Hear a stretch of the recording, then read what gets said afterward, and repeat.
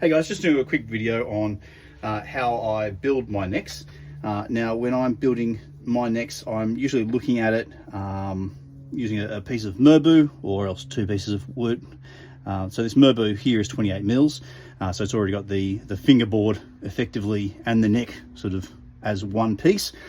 Some people might prefer just putting a neck blank and then a fingerboard on top. Both are good. This is just how I shape them either way. But we're going from a fairly sort of slightly rounded over area. I know some people just use a router and take a bit more of a round off. I like to just carve it.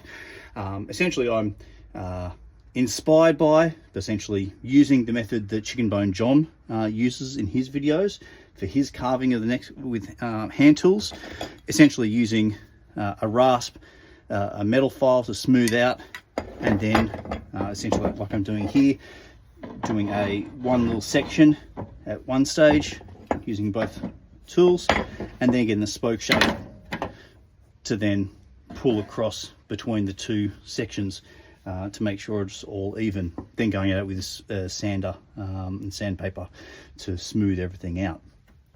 Now the shape of my neck, I don't usually use a typical guitar shape, with a D or a C.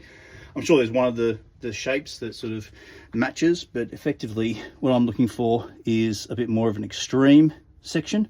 So essentially I carve away at 45 degrees first off with the rasps, so going along at a 45-degree angle until I get a bit of depression, and then start doing a long smooth, so a larger radius sort of circle. And that's sort of when you're holding the guitar, that's where your fingers sort of coming over around this stage of it. But then where your thumb is sort of wrapping around, I prefer just having a bit more of just a simple, smaller round over sort of section. So again, as I usually go through, I dig in quite forcefully to get a 45-degree angle straight down, and then I start rolling that over to get a nice smooth one.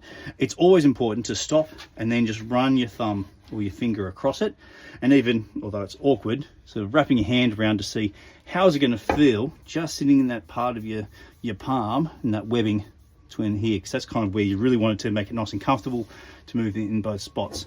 I also try to do one side, doing along here for this big long curve, on down near the base of the neck, and then up near the headstock, just to try to keep them consistent. If anything, you want this one up here near the headstock to be a thinner section than down at the base of the neck. You want that a little bit thicker, since it's taking a bit more of the tension on that side, or at least that's how it feels. You want it to be nice and smooth here, where you can be a lot of your finger playing on that side of the guitar, and then a bit chunkier down here if you need to go down there. Once I've done this side to get it all even, I then start going over on the other side as well. And again here, since I've already gotten the fairly extreme 45-degree angle, and then looping it over, and even cutting off a millimetre or two of material in here, which will all be smoothed out going back towards the box later on, then you start just rounding over. You're not trying to take out as much material on this side that you have on this side.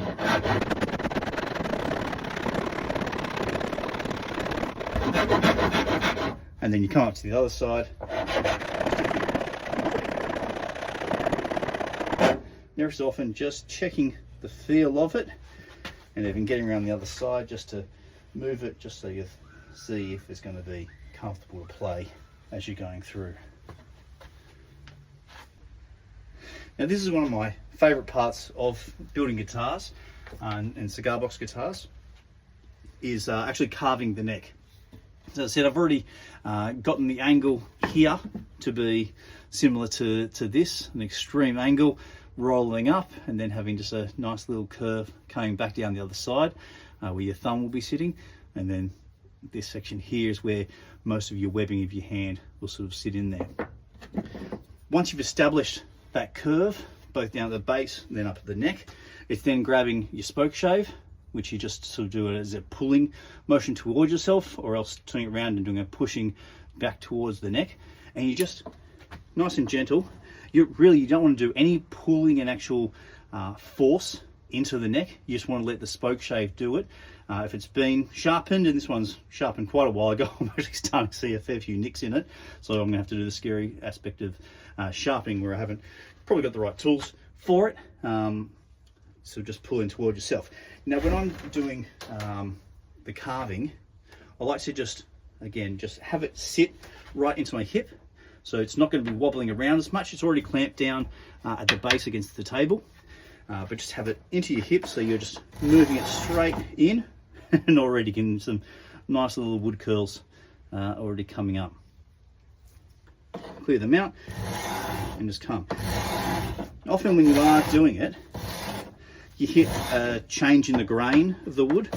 This merbau is actually several pieces stuck together, so I can already see right here there's a joint coming in, so I've got to be careful of that. I can really see a bit of tear out on this side, but it being very smooth on this side, so just have to monitor that as I'm going through.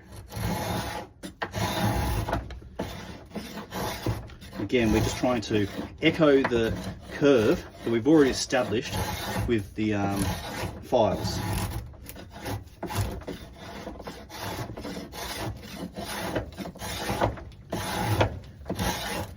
When you're using your spoke shave, you always want to make sure you're clearing out your wood curls, and at the end of the process you get a whole little stage of curls down the bottom. But you don't want to have it just going nice and fully straight against the wood. You kind of have the spoke shave, turn it slightly, just a little bit of an angle, and just gives it, I'm not sure if that's just how I do it or if it's how it's supposed to happen, just gives it a bit of a way to clear out the wood curl and not get caught on itself. That's why I find it's really satisfying to just see the guitar neck essentially come to life from what you're kind of expecting. You also get quite nice luster of the wood. Now here I've already just hit a big chunk out at this stage, so obviously the grain's gone, or I've pulled a bit too hard into it, so you just have to then sometimes just work back the other way to clear that out, and might have to come back with a file as well just to clean it off later on, or just take smaller sections from nearby. But you just want to have nice big long pulls as much as possible.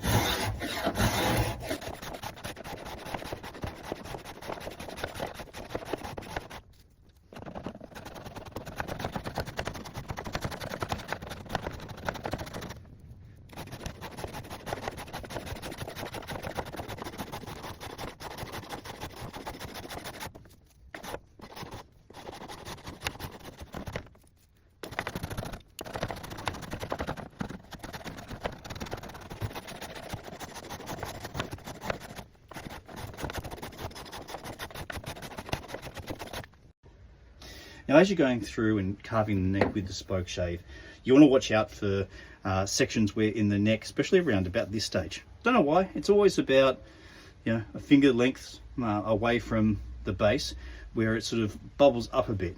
You sort of be able to pull around here and try and get that one down. You're getting on this side and getting some long pulls, but then it's often just a little belly almost around here. So if you're going through and you're sort of trying to see, you might just want to use a pencil and just scratch around that area, so that way you know where you want to focus to then just take off that high point. But again, just want to make sure then that you're smoothing everything else out, because sometimes you just take a little bit of blowout with it. And then afterwards you'll probably go back with the metal file or the Vasi file just to smooth everything back out again. And that's where your sawdust from your cutting can come in handy. If you've got a bit of too much of a depression, you've taken a chunk out, just smooth that over, bit of super glue with the sawdust, and then sand it off again. Now once you've sort of smoothed out the neck a bit with the spoke shave, and then going back with the file just to smooth it up before we go to final sanding, you want to make sure that this section here where you've done the original carve is smoothed out, but also then we want to have it sort of easing back. I think it's referred to as a volute in guitar, and I think more in violin making. But essentially you're smoothing off an angle going from here up to the side, so just kind of moving it up So you just start taking off.